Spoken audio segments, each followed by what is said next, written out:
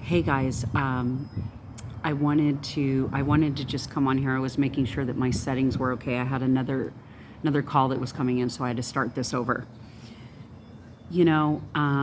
One of the things that I wanted to share that is really so awesome about our company is that now that we have addressed the obvious elephant in the room of overpriced items, of people being crippled in the past, just now having leaders from former companies that were like, I just couldn't do it anymore. I fundamentally had to walk away because I couldn't do the notion of overpriced products for the sake of me being the only person that was one of the top few, right? People get tired of being just the top few at the top that are making it and winning. Okay, after a while, that's going to eat at your spirit. It's going to eat at your truth. It's going to eat at your authenticity. It is going to affect you in a way. And that's why there had been the walking away. That literally, the walking away had to happen fundamentally because people get eaten alive in their spirit, because they know deep down inside they are not doing the right thing. And eventually either those empires collapse at some point, because you cannot step on people and crush people to get where you need to be. That might be, let's say, the corporate business model, but not when you're networking, when you're in communities, when you're connecting with people, when you're connecting with families. It's like you know that you have a responsibility to do better for those families. And in speaking with the other side of the world today, guys, they have to overcome so many hurdles over there. We're talking their power goes out regularly. We're talking sometimes at night. Fundamentally, they're without lights. They're dealing with flashlights. They're dealing with candles. They're dealing with, like, when we have it once in a while in a storm here, maybe somewhere a storm hits, an emergency happens and your power goes off. These people are dealing with this on the daily, or that pinging that you hear. Like when you hear the pinging, which means the satellites are attempting to connect the networks, and it's attempting, and it'll say reconnecting, like something will pop up and say reconnecting, okay? They have sometimes insurmountable challenges, but you know what?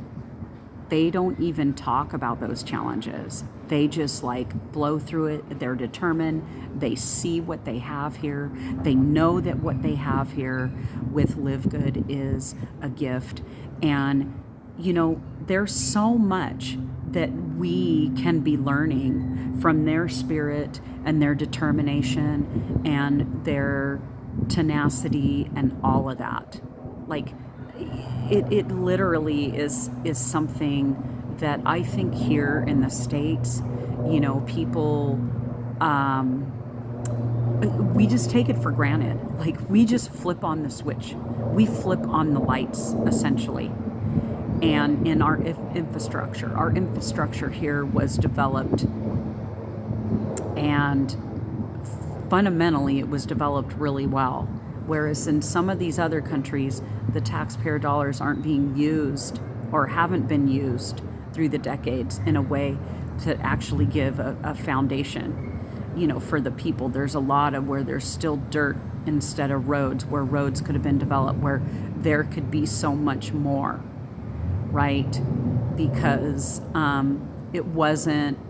the idea wasn't of servanthood. The idea was okay, I'm going to have this castle, and the people are going to pay for this castle, and who cares what happens to the people. So that's, we're operating outside of all of that. That's what's wonderful. when we're creating incomes, and in spite of what the challenges are, and anytime you guys have that temptation of saying, I'm just going to throw in the towel, oh, this is, it's nothing. What we experience here is nothing compared to what they will experience in third world nations. And they keep going. Like, we don't even have any excuses. We have zero excuses. They have every reason to throw in the towel. Every night, just about, they're dealing with candles or electricity out or what have you. And how, when you have people like that in your community, it helps your whole organization. It helps keep myself, it helps others be reminded of what people are truly going through in spite of everything, and they're still making it work.